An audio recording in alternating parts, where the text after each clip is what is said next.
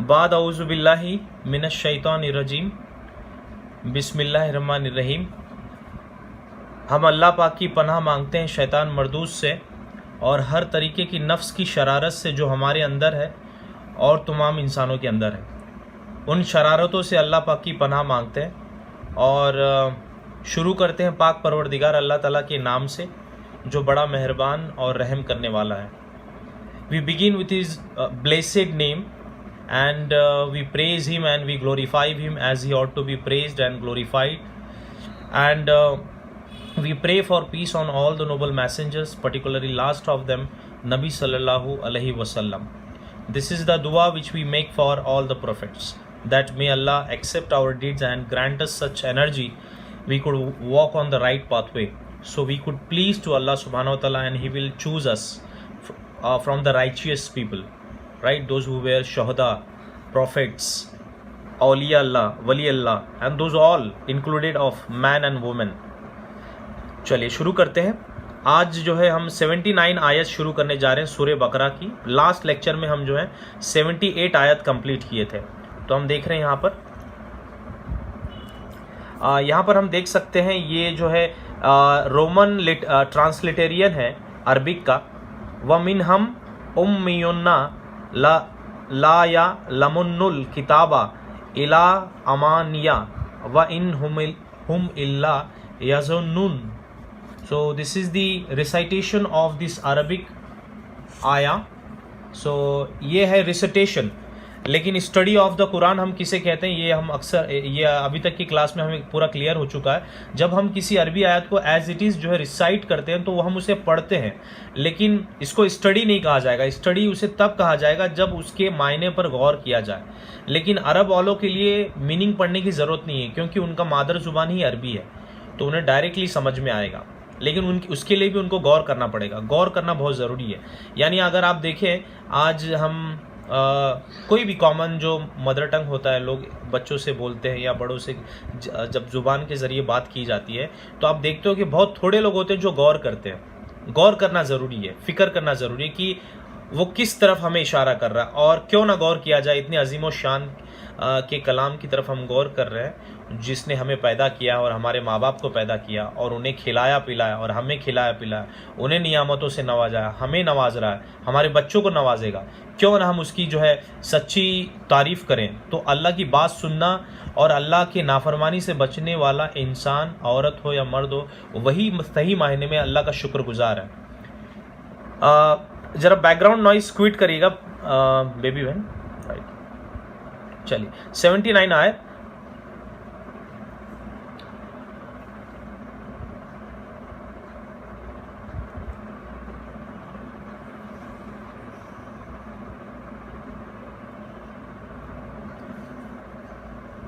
माशाल्लाह, चलिए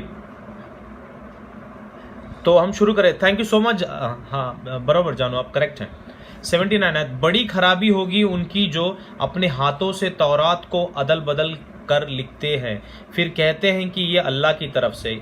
यानी मैंने आपको बताया था तौरात जो है एक आसमानी किताब थी जो कुरान से पहले नाजिल हुई। ईसा अलैहिस्सलाम की किताब थी, उसका नाम था इंजील, और तौरात उनसे भी पहले मूसा अलैहिस्सलाम एक नबी थे, उन पर नाजिल हुई थी आसमानी किताब। ये नाजिल कैसे होता था ज़रा गौर करें। अल्लाह के जो सब लीडर फरिश्ते हैं उनका नाम है जिब्राइल अलैहिस्सलाम।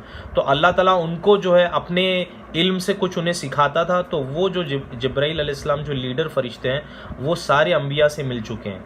उनके पास आके अल्लाह की ज़ुबान को, यानी अब हर पैगंबर अरबी नहीं बोला करता था, हर पैगंबर अपने ज़मीन पर रहता था और अपनी ज़मीन की भाषा बोला करता था। तो फरिश्ते जब भी कोई अल्लाह का पैगाम उन पैगंबरों के पास लाते थे तो वो उनकी ही ज़ुबान में उन्हें सिखा दिया जाता था, ताकि वो अपनी कौम वालों को जो है सीधे सीधे डर, अल्लाह की धमकी उनको सुना दे जो डर नहीं रहे और जो नाफरमानियाँ कर रहे हैं, और उनको खुशखबरी सुना दे जो अल्लाह से डरने के लिए तैयार है। तो ये थी तौरात जो मूसा अलैहिस्सलाम की किताब थी। तो अल्लाह पाक फरमा रहे हैं कि कुरान में अल्लाह दलील दे रहे हैं कि ये लोग अल्लाह की किताबों को जो है छुपाते थे, लोगों को नहीं बताते थे, क्योंकि लोगों को जो है हक का पता चल जाएगा तो वो उनको फरेब खेलने का कोई मौका नहीं मिलेगा, यानी वो कुछ वो बिजनेस नहीं कर पाएंगे, लोगों को फरेब नहीं दे पाएंगे। इसलिए वो क्या करते थे, अल्लाह की किताब से आज तक देखिए वो आदत नहीं गई है। आज तक कुरान को जो है हमारे घर वाले ही हमें रोक रहे हैं मायने से पढ़ने के लिए।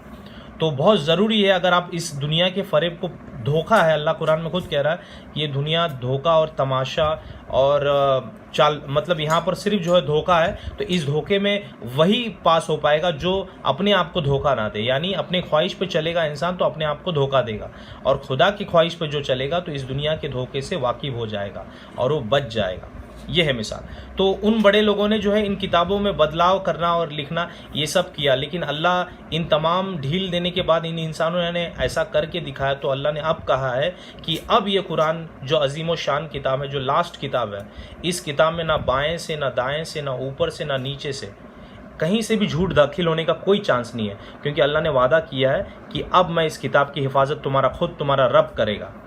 तो क्योंकि ये लास्ट किताब है, अब इसमें कोई भी चांस नहीं है लोगों का फेर बदलने का, इसलिए आखिरी किताब है। तो इस किताब को जब इंसान पूरे मायने के साथ, तवज्जो के साथ, गौर के साथ पढ़ेगा तो उसे जो है पूरे दुनिया, आखिरत और दुनिया के बाद वाली ज़िंदगी में उसकी ज़िंदगी आसान हो जाएगी, क्योंकि उसने अल्लाह की बात पे यकीन किया। तो यकीन करने वाले को ही मुसलमान कहते हैं। तो मुसलमान ये नहीं है कि खाली उसे अरबी आए तो वो मुसलमान है। अल्लाह कह रहा है कि तमाम आसमानी किताबों में जो जिस ज़मीन पे रह रहे हैं उस ज़मीन पर अल्लाह की किताब पे यकीन किए, और आखिरी नबी पे भी यकीन किए, और आखिरी किताब पे भी यकीन किए।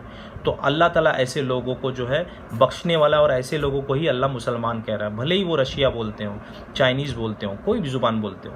तो अल्लाह की शर्त को पहचाने कि मुसलमान का लक़ब अल्लाह दे किसको रहा है, यानी वो बंदा या वो बंदी जो अल्लाह के सिवा किसी को रब ना माने, इस डोर को मजबूत रस्सी से पकड़े रहे उसको।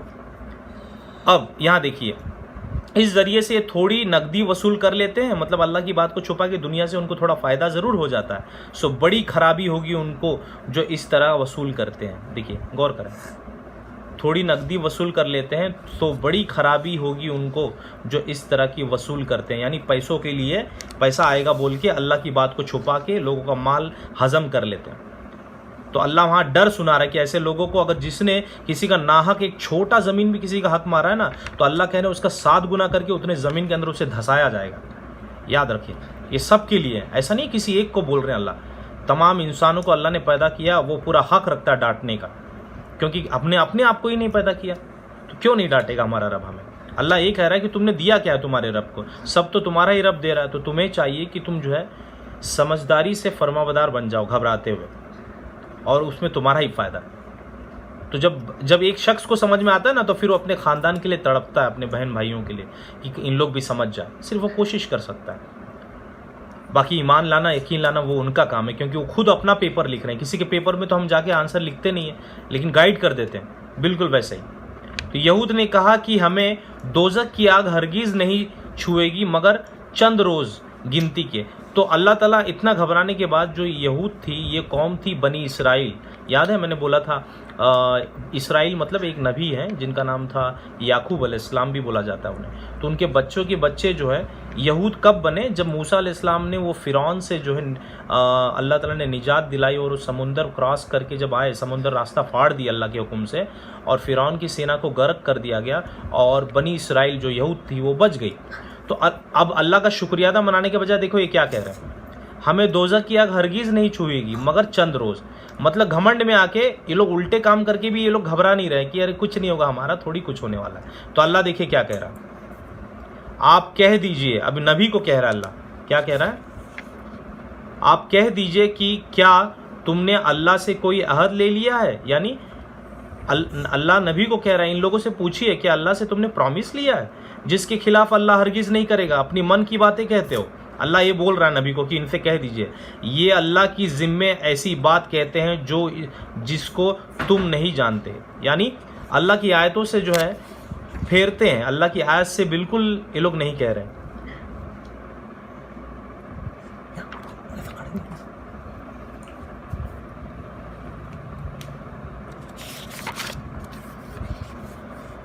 बिस्मिल्लाह।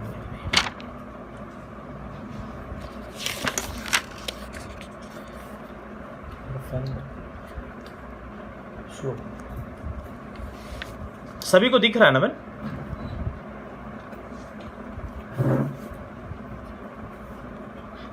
मेरी आवाज आ रही है?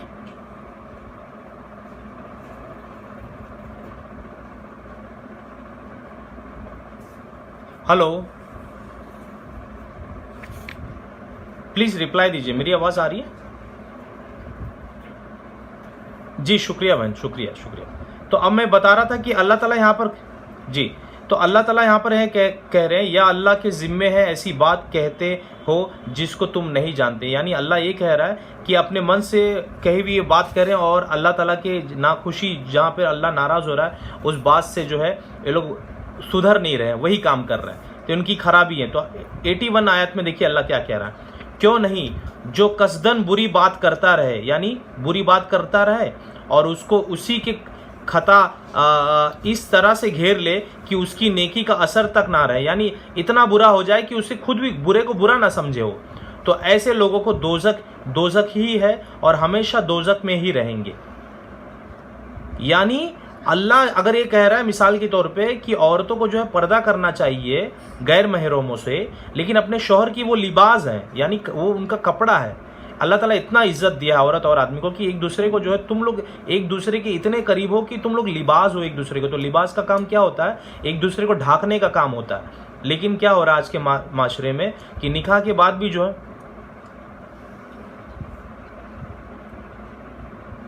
आवाज क्या हो रही है?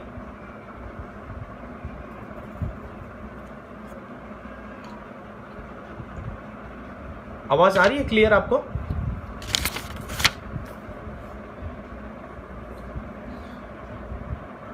हेलो,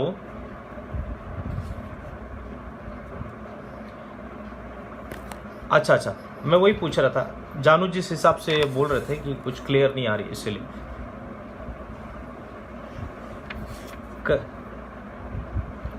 अच्छा, सुन लिए होंगे आपकी वे बात।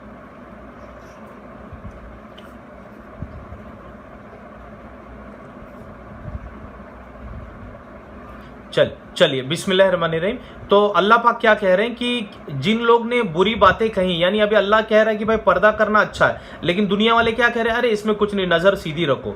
तो अल्लाह को ओवरटेक कर रहे हैं, यानी अल्लाह की बात को ओवरटेक करके ये लोग खुद अपने आप को अच्छा बता रहे हैं और अल्लाह की बात को। तो ऐसे लोगों की खराबी है, यानी इन लोग जिंदगी भर जो है अल्लाह की बात के मुकाबला करते रहे और अगेंस्ट होते रहे, तो इन लोगों को अल्लाह जो है यकीनन दोजख में डालेगा, क्योंकि इन लोग घबराए तक नहीं कि किसी आम इंसान की बात को आप काट नहीं रहे, किसी आम इंसान की आप बात नहीं काट रहे हैं, राइट? जी करेक्ट है।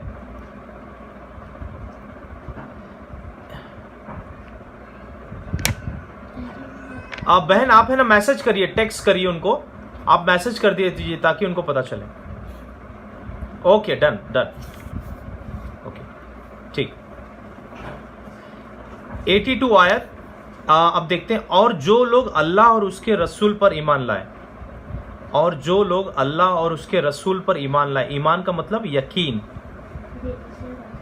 ईमान का मतलब है यकीन। अब सीधी सी बात है, आप किस बात पे यकीन करेंगे? जब आपको समझ पैदा होगी तभी यकीन करेंगे। अब अल्लाह की बात को मायने से अगर आप नहीं पढ़ेंगे तो समझ पैदा नहीं होगी, और समझ पैदा नहीं होंगे तो काहे के ईमान वाले? कहाँ ईमान वाले बने हम? ईमान का मतलब ही यकीन है। अब देखिए उसके ट्रांसलेशन को। तो अल्लाह ये कह रहा है कि जो लोग अल्लाह और उसके रसूल पर यकीन नहीं लाए, तो जब आप अल्लाह की किताब पढ़ोगे यानी कुरान, तब आप भरोसा करोगे, जब समझोगे। रसूल पर तब यकीन करोगे जब जो है उसकी सुन्नतों को पढ़ के हदीसों से पता करोगे कि उनकी ज़िंदगी उन्होंने कैसा बिताई। यानी मालूम ये पड़ा कि किताब पढ़ना होगा और समझना होगा, तब आपके अंदर बदलाव आएगा, किसी भी इंसान के अंदर। और नेक अमाल किए यही लोग, अल्लाह क्या कह रहे हैं, समझ पैदा करने से भी काफ़ी नहीं है। जिन लोग नेकी करके अमाल करके वो सेम हुक्म को बताएंगे नहीं, तब तक वो जो है झूठे साबित होंगे, क्योंकि उन्होंने यकीन तो लाया लेकिन अमाल अगर कुछ और कह रहे हैं तो वो झूठे हैं, मक्कार है, फरेब कर रहे हैं, मुनाफिक है। जी जरूर। तो नेक अमाल के यही लोग जन्नती होंगे। अल्लाह क्या कह रहे हैं, जिन लोगों ने अल्लाह पर भरोसा किया। भरोसा आप तब करते हो जब आपको बात समझ में आती है, तो उसके लिए समझ में पहला सुनने के लिए लोग नहीं आएंगे तो कहाँ से चेंजेस होगा? बहन जरा सोचो, कहाँ से चेंजेस होगा भाई? जब सुनने ही नहीं आएंगे अल्लाह की बात को तो कहाँ से उनमें बदलाव समझ पैदा होगी और कहाँ वो अमल करने जाएंगे। लोग तो यहाँ सुनने के बाद जो है उल्टा रास्ता इख्तियार कर रहे हैं। तो अल्लाह कह रहे हैं कि हमारी बात पर जो यकीन करेंगे समझ के और फिर अमाल करेंगे तो ऐसे लोगों को ही हम जन्नती बना देंगे और हमेशा उसी में रहेंगे। वादा है अल्लाह का। ठीक है, अब देखिए 83 आयत, एकदम ऑफ कर प्लीज प्लीज। 83 आयत, और जब हमने बनी इसराइल, आपको याद होगा बहन की लास्ट हम लेक्चर में बता चुके हैं, बनी इसराइल यानी इजराइल एक याकूब अलैहिस्सलाम नबी थे, उनका नाम है, और उनके बच्चों को बनी इसराइल कहा जाता है। ठीक है, तो अल्लाह कह रहे कि जब इन याकूब अलैहिस्सलाम के बच्चों को तौरात यानी एक आसमानी किताब, जो मूसा अलैहिस्सलाम की कौम थी वो भी याकूब अलैहिस्सलाम के बच्चे थे मूसा अलैहिस्सलाम, लेकिन वो 500 साल बाद या कुछ 700 या 800 साल के करीब वो मूसा अलैहिस्सलाम पैदा हुए। तो अल्लाह पाक ने इन बच्चों से वादा लिया, अहद यानी प्रॉमिस लिया, क्या कि तुम अल्लाह के सिवा किसी की भी इबादत नहीं करोगे। इसका मतलब ये मालूम पड़ा कि ये लोग भी अल्लाह के सिवा इबादत करते थे। तो ये अल्लाह ताला ने इन बुराइयों को, मैंने कहा ना अल्लाह ताला कैसे हम सभी को आजमा रहा है। अल्लाह ताला ने तमाम इससे पहले जितनी सिविलाइजेशन के इंसान जो गुनाह करते थे उसको जो है अल्लाह ताला ने नफ्स के बीच में डाल दिया और हर इंसान को उसी नफ्स के साथ पैदा करके अब अल्लाह ताला देखना चाहता है कि कौन सा बंदा कौन सी बंदी बुराई के लिए मेरे सामने रो के आती है कि अल्लाह मुझे बचा ले इस बुराई से, और कौन बड़े मुस्कुराते हुए गले से लगाता है बुराई को। तो अल्लाह ये देखना चाहता है। तो जो रियल में डरने वाले होंगे ना वो बुरा को बुरा समझेंगे और अच्छे को अच्छा समझेंगे। क्यों? क्योंकि उन्हें इनाम चाहिए ना। अल्लाह ताला क्या कर रहा है, तुम्हारा खाली अच्छा समझने से ऐसा जाया नहीं होगा, बिल्कुल नहीं। तुम्हारे इस अच्छे को गले लपनाने का मैं जरूर जो है इसका मैं वो दूंगा, रिवॉर्ड दूंगा, और वो जन्नत से बढ़कर क्या हो सकता है। तो अल्लाह ताला कह रहे कि अल्लाह के सिवा किसी की इबादत ना करो और अपने माँ बाप के साथ नेक सुलूक किया करो। देखो अल्लाह का हुक्म है यहाँ पर। अल्लाह क्या फरमा रहे हैं कि अपने माँ बाप के साथ आप नेक सुलूक किया करो। तो अल्लाह की खुशी है ये। अगर किसी से जाने अनजाने में माँ बाप के साथ कोई गलत सुलूक है तो वो अल्लाह ताला के लिए माफी मांग ले और अल्लाह से भी माफी मांगे, क्योंकि अल्लाह यहाँ चाह रहा है कि नेक करो और हमसे अगर गलत हो रहा है तो हमारा नफ्स हमें उल्टा करवा रहा है। ये मतलब हुआ इसका। अपने रिश्तेदारों और देखिए अपने रिश्तेदारों और यतीमों और मोहताजों के साथ भी नरमी और मोहब्बत का बर्ताव करो। देखो अल्लाह क्या कह रहा है, रिश्तेदारों के साथ भी भले वो कितने भी बुरे हों लेकिन अल्लाह की खुशी की खातिर उनके साथ अच्छा बर्ताव करो। किन के साथ? रिश्तेदार, यतीम यानी जिनके माँ बाप नहीं है। जरा बैकग्राउंड नॉइस जो है ऑफ करें प्लीज। रिश्तेदारों और यतीमों और मोहताजों के साथ भी नरमी और मोहब्बत का बर्ताव करें और आम लोगों से भी, देखिए अल्लाह ताला क्या करे, आम लोगों से भी अच्छे अखलाक से बात करो। मतलब आप किसी को जानते नहीं, अचानक से आपके सामने उसे झिड़क की मत बात करो, उसे इज्जत दे के बात करो, क्योंकि वो भी अल्लाह का बंदा है। ये अल्लाह बता रहे हैं। और अखलाक का मायना क्या होता है? अखलाक यानी किसी के साथ भी नरमी से बात करना, वो गलत होने के बावजूद भी उसे गिरा के नहीं बात करना, इसको बोलते हैं अखलाक। कोई तुम्हारे पे कचरा फेंके तब भी उसके साथ जो है, अभी जैसे मिसाल के तौर पे नबी सल्लल्लाहु अलैहि वसल्लम का एक हकीकत किस्सा है कि एक बूढ़ी माँ जो है कचरा फेंकती थी तो उनके ऊपर गिरा था नबी मोहम्मद साहब के ऊपर, लेकिन ऐसा कई बार करती थी। एक दिन वो नहीं फेंकी तो मोहम्मद साहब है ना उनके पास जाके उनका पूछे कि आज वो क्या हो गया बूढ़ी माँ, आज वो कचरा क्यों नहीं फेंकी मुझ पर? तो बोलते कि नहीं वो आज वो बहुत बुरी तरह बीमार है।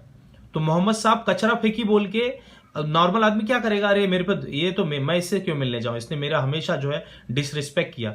खुद मोहम्मद साहब उनके घर पर जाके बूढ़ी माँ से बोले कि आपका तबीयत कैसा, खैरियत? तो माँ की आंखों में आंसू आ गया और फौरन वो ईमान लाई कि यार तू इतना अच्छा है कि मैंने तेरे साथ बुरा बर्ताव किया लेकिन तूने मेरे साथ अच्छा बर्ताव किया। तो इसीलिए हमेशा याद रखना चाहिए, बुरे के साथ अच्छा बर्ताव करना, यही इस्लाम हमें सिखाता है। याद रखिए ये बहुत पेशेंस का काम है, हर किसी से नहीं होगा ये काम।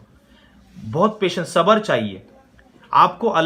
बीच में अल्लाह की ख्वाहिश दिखना चाहिए, तभी ये अमाल कर पाओगे। अगर अपना पर्सनल मामला है ना तो कभी नहीं कर सकते हम। इसीलिए तो अल्लाह क्या कहता है कि आम इंसानों से भी अच्छे अखलाक से बातचीत किया करो और नमाज की पाबंदी किया करो। देखो अल्लाह कितनी बार कह रहा है नमाज की पाबंदी किया करो, क्योंकि नमाज तमाम अमालों में जो है सबसे अजीम अमाल है। और अल्लाह कह रहा है ज़कात भी अदा किया करो। ज़कात क्या है? मैं अक्सर आप लोगों को बता चुका हूँ। ज़कात जो है, जो भी आप पैसा कमाते हैं उसमें 2.5% जो है भली 10,000 रुपया कमाओ तो उसमें 250 रुपया जो है ईमानदारी से बाहर निकालो, ऐसा बोल के बिस्मिल्लाहिर्रहमानिर्रहीम, या अल्लाह ये पैसा मैं तेरे किसी जरूरतमंद को ढूंढ के दूंगा। ये नहीं कहा जा रहा है कि 250 उठा के सीधा पूरा एक ही बंदे को दे दो, नहीं नहीं, बिल्कुल तलाशो, वरना तुम्हारा पैसा जाया करने में शैतान बैठा हुआ है। तो आप किसी पे भी अंधा भक्त मतलब भरोसा करके आप मत दो, आप पहचानो, तहकीकात करो कौन बेवा है, कौन बच्चा बेचारा भूखा सो रहा है। तो ये अमाल आपके सामने है ना, आपके वजन भारी करेगा नेकी को। फिर तुम अपने कौलो करार से फिर गए। अल्लाह क्या कह रहा है कि तुम अल्लाह से वादा मांगते हो कि अल्लाह मुझे अमीर बना दो, मैं जरूर जो है मेरी परेशानी दूर कर दो, मैं नमाजी बन जाऊंगा। और अल्लाह जैसी परेशानी दूर कर देता, फट से जो है अल्लाह फिर बंदा नाफरमानी करने लगता है। तो कितनी बार ऐसा करेगा? जरा शर्म से आदमी सोचे कि ये अच्छी बात नहीं है, राइट। नेक्स्ट, मगर वो मदूदे चांद हैं तुम में से जो अपने आहद पर कायम रहे। अल्लाह ताला कह रहा है कि अल्लाह ताला उनसे बहुत खुश है जो अपने वादे से कायम भी रहते हैं, यानी जो अल्लाह ताला से वादा किए उसको पूरा करते हैं। तुम तो मां मालूम भी और एक मिनट आदतन भी इकरार करते हो और फिर हट जाते हो। अल्लाह ताला क्या कहते हैं कि देखो, जब अल्लाह ताला कोई परेशानी ला देता है तो इंसान जो है बहुत गिड़गिड़ाने लगता है, अल्लाह मुझे इस परेशानी से दूर कर दे, अब मैं तेरी बात सुनूंगा, अल्लाह अल्लाह, तो बहुत गिड़गिड़ाता है। और अल्लाह जैसे ही उस परेशानी को दूर करता है, फिर से अपनी जो है ना क्या बोलते हैं कमबख्ती पे उतर आता है इंसान, चाहे मर्द हो या औरत हो। अपने इस कमबख्ती पे जरा नजर करो, अल्लाह बहुत जिल्लत का अजाब तैयार करके रखा है। अगर आप इस कमबख्ती पे नहीं रोएंगे ना अल्लाह के सामने, अल्लाह मैं बेशक कमबख्त हूं, मैं गुनहगार हूं, सियाकार हूं अल्लाह, अब मैं तेरी चाहत के अलावा किसी चीज को पसंद नहीं करता। तो जिस दिन आप अपनी ख्वाहिश के ऊपर टेक ओवर करना सीख जाएंगे, उसी दिन आप मुसलमान कहलाएंगे, नाम के नहीं काम के। यही बात है। तो अब नाम के मुसलमान इसलिए हो गए क्योंकि ये लोग अल्लाह की आयत को कभी भी गौर करके नहीं पढ़े, इसलिए दो दिल वाले मुसलमान आपको अक्सर हर जगह दिखेंगे, ठीक है। इसलिए अल्लाह ने कहा है कि कहा गया है ना कि मुसलमान बनना है तो खाली किसी को, किसी बड़े को देख के या किसी को भी, मुझे भी देख के मुसलमान नहीं बनो। अल्लाह कह रहा है कि किसी को मुसलमान बनना तो सही तरीका यह है कि उसे पहले किताबी जो अल्लाह का कलाम है उसके सामने पेश करो, उस किताब से वो सीखेगा कि मुसलमान कैसे बनना है। तो किताब से बनना है आपको पढ़ के। तो और जब हमने तुमसे कौलो करार ले लिया, कौलो करार यानी वादा ले लिया कि तुम आपस में खून रेजी नहीं करोगे, यानी आपस में एक दूसरे का मर्डर नहीं करोगे। अल्लाह कहता है खाली एक तो होता है देखिए एक दूसरे को मार देना जान से, वो मर्डर होता है, लेकिन अल्लाह कहता है इससे भी बड़ा गुनाह जानते हो क्या है? फसाद करना, यानी झूठ बोल के किसी में झगड़ा लगा देना, लोगों की जिंदगियां बर्बाद कर देना, घर तबाह कर देना। तो अल्लाह कह रहा है ये मर्डर करने से भी खतरनाक गुनाह है। फसाद फैलाना, झगड़ा कहीं पनप जाए, झगड़ा कहीं आग घर ले, किसी का घर उजड़ जाए, ऐसा झूठ से जो कोई फसाद फैला रहा है वो मर्डर से भी खतरनाक गुनाह कर रहा है करके अल्लाह की इस कुरान में एकदम ओपन आयत है। अब समझ जाइए कितने घर हैं ऐसे जहां मर्डर हो रही है। इंसान सिर्फ यही जानता है कि मर्डर एक ही तरीके का होता है। मर्डर से भी खतरनाक गुनाह अल्लाह कह रहा है कि ये फसाद फैलाने वाले लोग कर रहे हैं। खबरदार, घबरा जाए अल्लाह से। और तुम एक दूसरे को अपने शहरों से नहीं निकालोगे, यानी तर्के वतन पर मजबूर नहीं करोगे। फिर तुमने इकरार भी कर लिया। अल्लाह ये कह रहा है कि अपने लोगों को जो है ना अपने घर से या अपने शहर से बाहर मत निकालो, और अल्लाह से तुम वादा भी करते हो, इकरार यानी वादा भी कर लिया, और तुम खुद गवाह भी बने, यानी खुद जो है सबूत के तौर पे तुमने कहा भी कि हम ऐसा नहीं करेंगे। फिर तुम खुद मौजूद ही हो अपनी आंखों के सामने, कत्लो किताल करते हो। ये सब करने के बाद भी जो है तुम जो है अपने लोगों को कत्ल करते हो, यानी मतलब उन लोगों के माल के वजह से लोगों को मारने का जो पहल है ये इंसानों के अंदर बहुत छाया हुआ है कि दौलत के लिए लोगों को मार देना, एक दूसरे सगे भाई को, सगी बहन का माल जो है खा लेना, और क्या बोलते हैं हक मारना कितना बड़ा हराम है। मैं अब जस्ट थोड़ी देर पहले एक आयत में आपको बताया कि कोई इंसान एक छोटा सा 1 फीट का जमीन भी किसी का खाया ना, तो अल्लाह ताला बोल रहा है कि कयामत के दिन जो है उसका कई गुना करके अल्लाह ताला वो जमीन में धंसाएगा। तो आज कितने आराम से लोग खा रहे हैं एक दूसरे का पैसा। डर जाए अल्लाह से, माफी मांग ले, वरना वक्त मौत के बाद नहीं मिलने वाला। तो और अपने वतन से एक दूसरे को तर्के वतन भी करते हो, इन अपनों के मुकाबले में गैरों की इमादत करते हो गुनाह और जुल्म के साथ। और अगर वो कैदी होकर तुम्हारे पास आ जाते हैं तो उसको कुछ देकर रिहा भी कर लेते हो, यानी वो परेशान होकर आते हैं तो अब तुम उसको जो है बचा भी लेते हो। हालांकि अल्लाह कह रहा है कि तुमको मालूम है कि तर्के वतन करना भी तुम्हारे लिए हराम है, यानी अपने लोगों को अपने वतन से मत निकालो, बहुत बड़ा जुर्म है, होता है ना, देखिए माल उसके लिए जो लोग एक दूसरे को जो बाहर निकाल देते कि भाई अपने सगे लोगों को एक दूर कर डालते हैं, तो ये बहुत खतरनाक चीज है। अल्लाह से पनाह मांगना चाहिए। अल्लाह फिर कह रहे हैं, फिर क्या तुम तौरात के बाज अहकाम को मानते हो और बाज अहकाम को नहीं? तो अल्लाह देखो सेम आदत जो है हजारों साल पहले वाले जो इंसान थे मूसा अलैहिस्सलाम के साथ, वो भी तौरात जो आसमानी किताब थी कुछ बातें मान रहे हैं और कुछ बातें छोड़ दे रहे हैं। सेम आज भी कुरान को कुछ बातें मानने वाले और कुछ बातें नहीं मानने वाले 90% लोग मौजूद हैं। अल्लाह परफेक्ट नंबर तो अल्लाह ही जानता है, लेकिन मेजॉरिटी ऑफ लोग जो है अल्लाह के कुरान की थोड़ी बातों को मानते हैं। यानी मुसलमान नाम रख लो, टोपी पहन लो, कुर्ता पहन लो, हाँ ईद में बकरा काट के खा लो, रोजा रख, बस इससे काम नहीं चलेगा। क्योंकि 99% पूरे कुरान में लिखा हुआ कि हम कितने बड़े मक्कारी कर रहे हैं खाली इतना रख के, और मक्कारी हमारे कोई भारी पड़ जाएगी, कोई हमारा एक गुना लेगा नहीं। अपने आप को बचाए और अपने परिवार वाले को बचाए, तब है होशियार और अक्लमंद। अल्लाह खुद कह रहा है कि अगर तुम अक्लमंद हो ना तो अपने आप को और अपने घर वालों को जहन्नुम की आग से बचाओ, जिसका ईंधन तुम इंसान और पत्थर बनेंगे। तो ऐसे शख्स की क्या सजा हो जो तुम ही में से ऐसी हरकत करता हो कि आधी बात माने और आधी बात छोड़ दे, सिवाय रुसवाई के इस दुनिया की। दुनिया में रुसवा होंगे, हर जगह ठोकरें खाते रहेंगे, क्योंकि अल्लाह ने लिख दिया उनका इस आदत की वजह से। और जिंदगी में और कयामत के रोज तो सख्त अजाब में डाला जाएगा। देखिए सख्त अजाब का वर्ड किस लिए अल्लाह यूज कर रहा है? आधी बात को मानते हैं और आधी बात को छोड़ देते हो, उनको अल्लाह सख्त अजाब देगा। जो पूरी पूरी बात को छोड़ रहे हैं उनका हाल क्या होगा, सोचिए।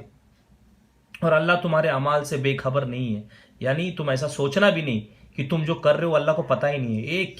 एक एक पार्टिकल का उसके पास इंफॉर्मेशन है, क्योंकि वो रब है। ऐसी उसका टाइटल जो है पूरे कायनात में उसके जैसा कोई नहीं। पत्थर के अंदर भी कोई अमाल छुपा के किया ना, वो भी अल्लाह उस दिन जाहिर करके दिखाएगा।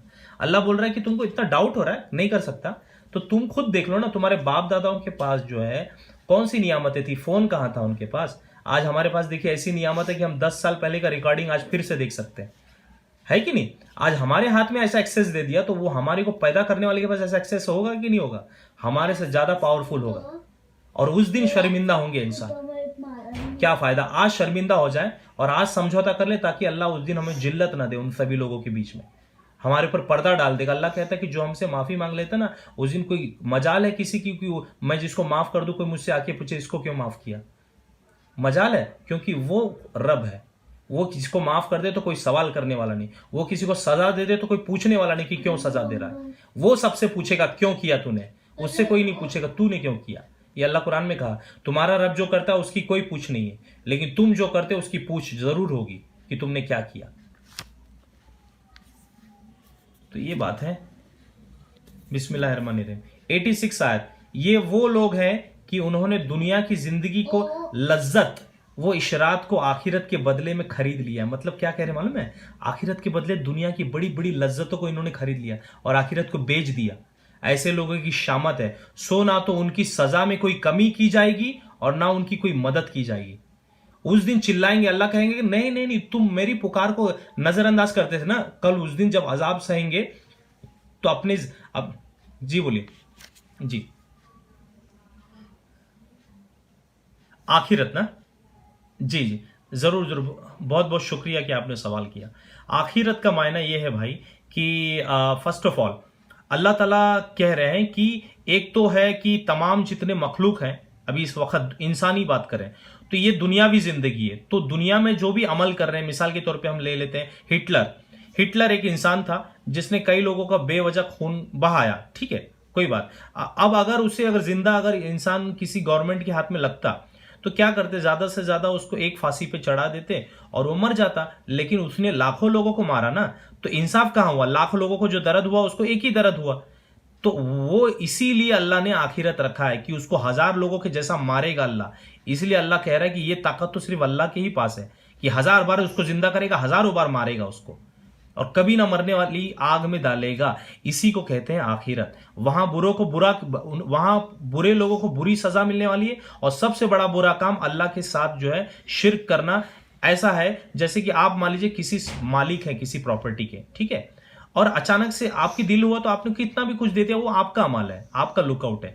लेकिन आपके अमाल में, आपका प्रॉपर्टी में कोई बिना वजह आके बोले 50% आपका है 50% मेरा है, तो आपको कितना गुस्सा आएगा। अरे तू कैसे शिर्क कर सकता, तू कैसे शरीक हो सकता है मेरे प्रॉपर्टी में, ये तो मेरा माल है। तो अल्लाह भी कह रहा है जब तेरी गैरत इतनी मार रही है कि तेरा माल है, तो तेरा रब तुझे पैदा किया, तुझे बच्चे दिया, तुझे खाना खिलाया, तेरा मुकद्दर लिखा, हाँ, तू उसके सामने जिंदगी भर 60 साल तक वही करता रहा, दूसरे को माबूद बन के पुकारता रहा, तो तेरा रब बुरा नहीं मानेगा?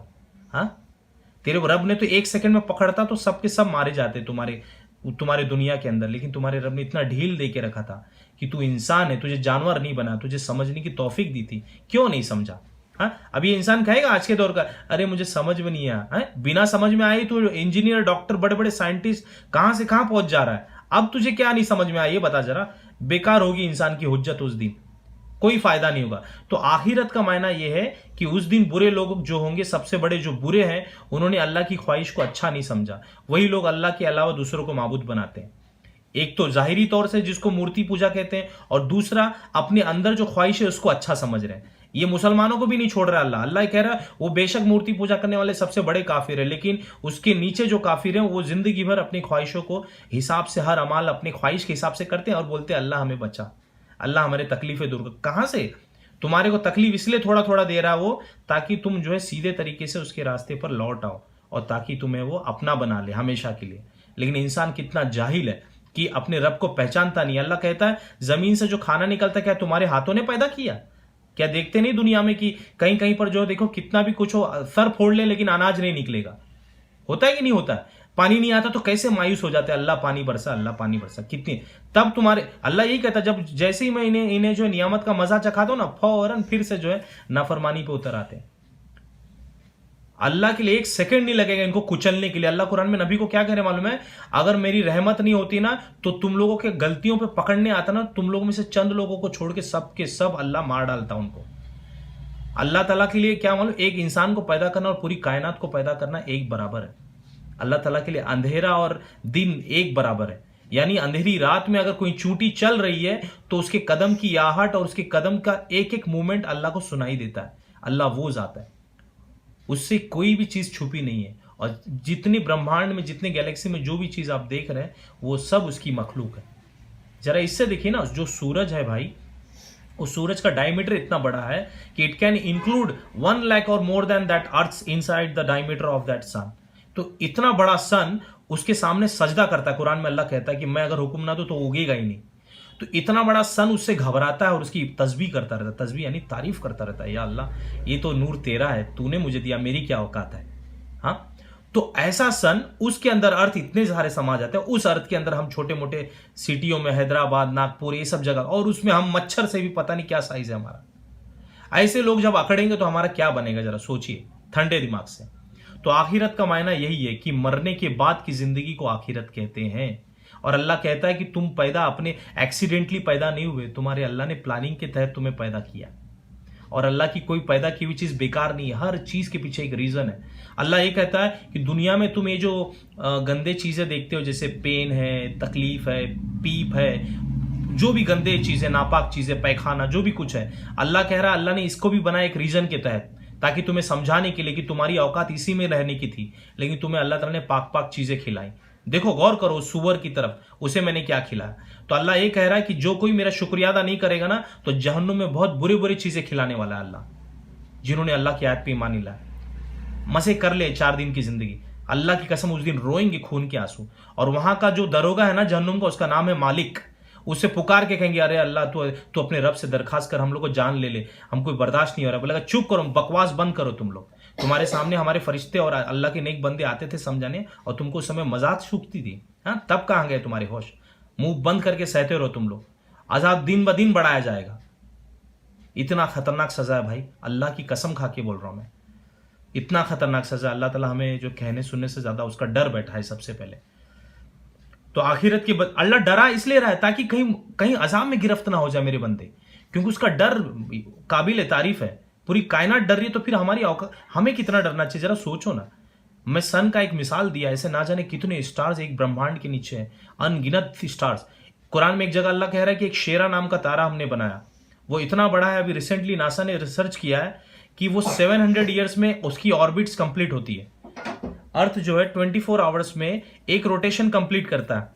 वो शेरा नाम का तारा जो अल्लाह पाक कुरान में फरमा रहे हैं, वो 700 साल में एक चक्कर लगाता है। जरा सोचो, ऐसे ऐसे अजीम और शान अल्लाह ताला ने जो है ना सल्तनत आसमानों में बिना किसी जो है सुतून के अल्लाह ने खड़ा किया है। उसके नीचे कोई पिलर देखते हो? आज के बिल्डर जो बनाते कितना फाउंडेशन खोदना पड़ता है, कितने मोजिजात देखेगा इंसान। हाँ, फिर अल्लाह कहता है कि मैंने तुम्हें कितनी बार याद दिला, तुम भूल गए, तो तुम्हारे ही जरिए, तुम्हारी नाचीज से मैंने तुम्हारे बच्चे को पैदा करके दिखाया। अब भी तुम शक करते कि दोबारा कैसा पैदा होगे? तो तुमसे, हमसे बड़ा जाहिल कौन है, जरा बताओ आप। इतनी सारी सबूतों के बाद इंसान ऐसा कर रहा है, तो ये बहुत शर्मिंदगी की। अल्लाह ताला हमें जो है यकीन लाने वाले लोगों में शामिल करें, आमीन।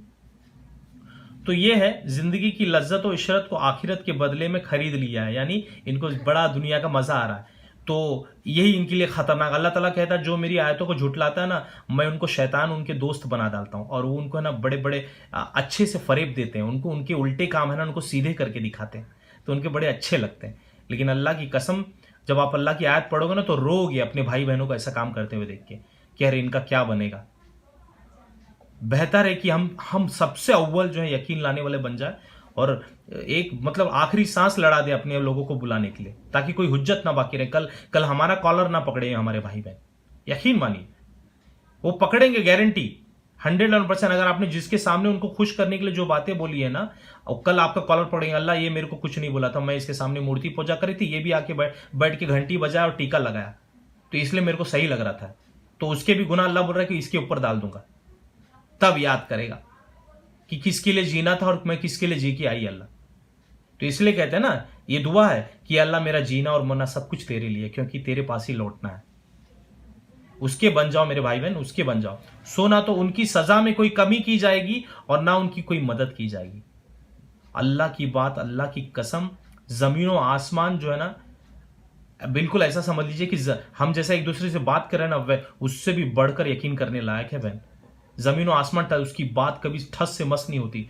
1400 साल पहले यह आयत नाजिल हुई है, कयामत तक कोई किताब नहीं आने वाली है। देखिए आज तक हमें भी रास्ता दिखा रही है यही आयत जो 1400 साल पहले आई थी। कि आप सोचिए, कोई मामूली कलाम है। अल्लाह कुरान में कहता है कि तुम तमाम इंसान और तमाम जिन्नात सब मिल के भी है ना अल्लाह की आयत जैसी बना नहीं पाओगे, कोशिश कर लो। और अल्लाह खुद बोल रहा है चैलेंज के साथ, बना ही नहीं सकते तुम, क्योंकि तुम्हारा रब है। किसको टक्कर दे रहे हो तुम? 87। और हमने मूसा को किताब तौरात दी, और उसके बाद वक्फे वक्फे रसूल भेजते रहे ताकि गाइडेंस देते रहे। और हमने ईसा इब्ने मरियम, ईसा अलैहिस्सलाम, इब्ने मतलब ईसा अलैहिस्सलाम मरियम के बेटे थे, तो इनको मिराकुलसली पैदा किया अल्लाह ताला ने, बिना बाप के। ठीक है, तो अल्लाह कादिर है। मैं कहा नहीं आपको, अल्लाह ताला इस दुनिया में हमें अपने माँ बाप से पैदा किया है, लेकिन हशर के मैदान में खाली एक आवाज देगा और जमीन से तमाम इंसान निकल पड़ेंगे। उस दिन कोई किसी का माँ बाप नहीं बनेगा, और सगे माँ बापों से भागेंगे बच्चे, माँ बाप एक। क्यों? क्योंकि उन्होंने जो है अल्लाह का हक का रास्ता नहीं बताया। तो कहीं बच्चे कॉलर ना पकड़ ले, बाबा आपने क्या किया है, तो बाबा बोले नहीं मेरे बाप ने भी मुझे यही सिखाया था। जिल्लत के मारे भागेगा वो, जिल्लत से पहले अपने आप को इज्जत वाला बना ले अल्लाह की बात सुन के। यकीन करे भाई। तो ईसा इब्ने मरियम, अल्लाह ताला ने इनको मिराकुलसली पैदा किया वो जमाने में जब लोग मेडिकल टेक्नोलॉजी बड़ी उरूज पे थी। और ये किस्सा है जेरूसलेम का। ठीक है, तो वहां पर लोग मेडिकल टेक्नोलॉजी इतनी थी कि बोलते हैं बैटल्स में अगर 2 हाथ कट के अलग हो जाएं तो इनके पास इतना, वो कौम के पास इतना नॉलेज था कि 2 हाथों को जोड़ सकते थे। तो इतरा रहते। तो अल्लाह पाक ने ईसा अलैहिस्सलाम को बोलते हैं कि बचपन में ही एकदम जो 2-3 महीने के बच्चे होते हैं ना, तो माँ मरियम के ऊपर है ना बहुत ताने दे रहे थे कौम वाले। तो अल्लाह पाक ने एंजल के जरिए माँ मरियम को बोला कि आप खामोश रहिए, जब भी आपसे कोई कुछ बात करे तो उनको सिर्फ इशारे से कह देना कि ये मेरा बच्चा बात करेगा तुमसे। तो 2-3 महीने में वो जो बड़े बड़े दाढ़ी वाले ओलिमा से जब बात की ईसा अलैहिस्सलाम ना, हैबत के मारे ओलिमा पीछे गिर गए, हैबत खा गए कि अरे बाप रे, क्योंकि उनका झूठ पर्दाफाश हो गया ना। ईसा अलैहिस्सलाम फिर अल्लाह फिर बोले कि मैं उसका बंदा हूँ, ये मेरी माँ है, इसको कुछ नहीं कहना, मैं उसका पैगंबर हूँ, और उसने मुझे दुनिया और आखिरत में सलामती वाला बनाया। हैबत खा गए बड़े बड़े दाढ़ी वाले, क्योंकि वो धोखा दे रहे थे लोगों को, अल्लाह की बात रख नहीं रहे थे, इसलिए वो घबरा गए ईसा अलैहिस्सलाम की बात सुन के बचपन में। ऐसे अजीम और शान थे ईसा अलैहिस्सलाम, और अभी आखिरी वक्त में आने वाले हों ईसा अलैहिस्सलाम। तो को नबूवत की खुली निशानियां अता की, और हमने रूहुल कुद्दूस किसका नाम है मालूम है? वही जिब्राइल अलैहिस्सलाम, जो लीडर हैं फरिश्तों के, अल्लाह पाक की सलामती, बड़े आली मकाम बंदे हैं अल्लाह के जरिए उनकी तैयत की। यानी जो रूहुल कुद्दूस है उन्हीं का नाम है जिब्राइल अलैहिस्सलाम।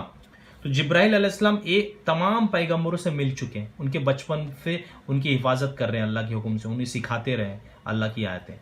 तो आज के लिए अल्लाह के फजल से हम यहीं पर जो है